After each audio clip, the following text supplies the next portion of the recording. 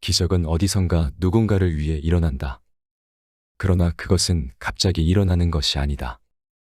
기적이란 힘차게 내딘 첫걸음에서 시작되고 포기하고 싶은 순간에 간절하고 절박하게 내딘 마지막 걸음에서 완성된다. 태어날 때는 미운 사람, 고운 사람 구분 없으나 시간이 흘러 미운 사람, 고운 사람 구분을 한다. 밉게 보면 잡초 아닌 풀 없고 곱게 보면 꽃 아닌 사람 없으되 내가 잡초 되기 싫으니 그대를 꽃으로 볼 일이로다. 세상의 재앙이나 우한, 천지를 뒤흔들며 자신을 죽이고 가정을 전복시키는 죄악이 모두 몰래 하는 일에서 빚어지는 것이다. 병을 숨기는 자는 몸을 망치고 재난을 숨기는 자는 나라를 망친다. 편지 한 장을 쓰더라도 2번, 3번 읽어보면서 혹여나 이 편지가 길가에 떨어져 나의 원수가 펴보더라도 내가 죄를 얻지 않을까를 생각하면서 써야 하고 이 편지가 수백 년 동안 전해져서 안목 있는 사람들의 눈에 띄더라도 조롱받지 않을 만한 편지인가를 생각해 본 뒤에 비로소 봉해야 한다. 좋은 일이 일어났다고 해서 날뛰지도 말고 나쁜 일이 일어났다고 해서 기죽지도 마라. 바람이 불어 흔들 수 있는 것은 물결의 표면뿐이다. 정작 그 깊은 물속은 미동조차 않는다. 웅숭 깊은 속내를 지녀 경박함을 끊어라.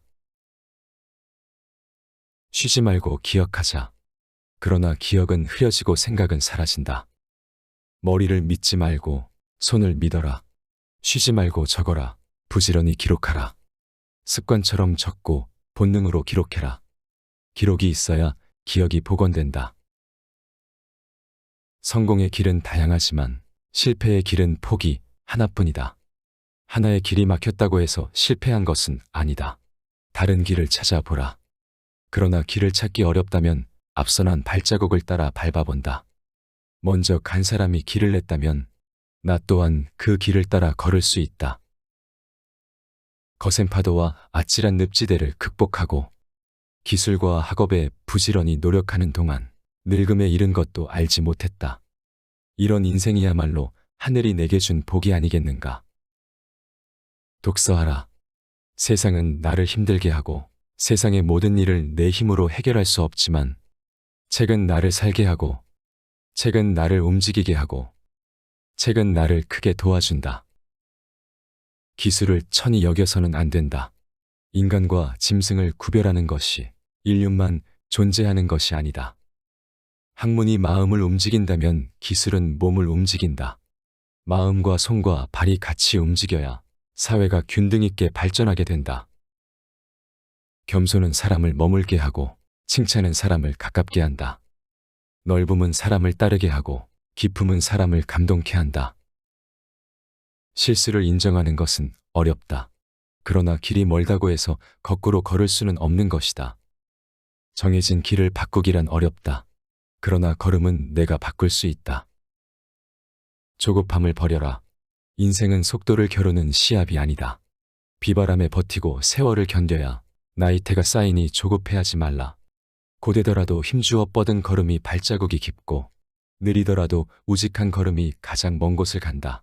할 수 있는 일은 하면 되고 하지 못할 일은 애쓰지 않는 것이다.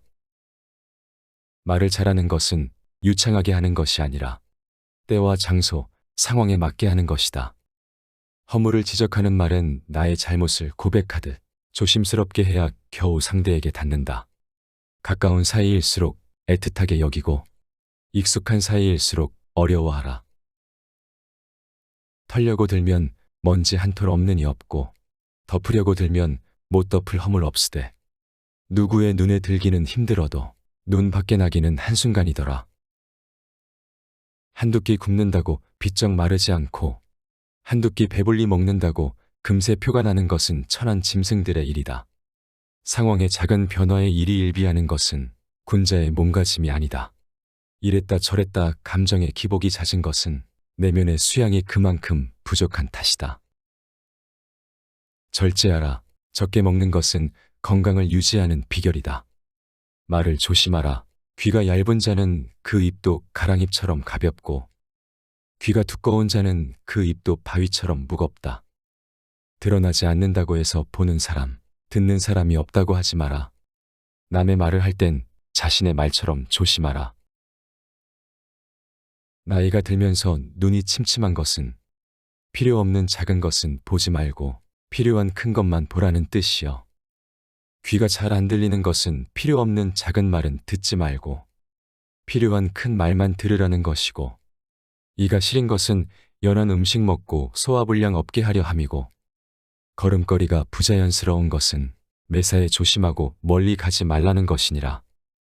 머리가 하얗게 되는 것은 멀리 있어도 나이든 사람인 것을 알아보게 하기 위한 조물주의 배려이고, 정신이 깜박거리는 것은 살아온 세월을 다 기억하지 말라는 것이니, 지나온 세월을 다 기억하면 정신이 돌아버릴 테니 좋은 기억, 아름다운 추억만 기억하라는 것이니라.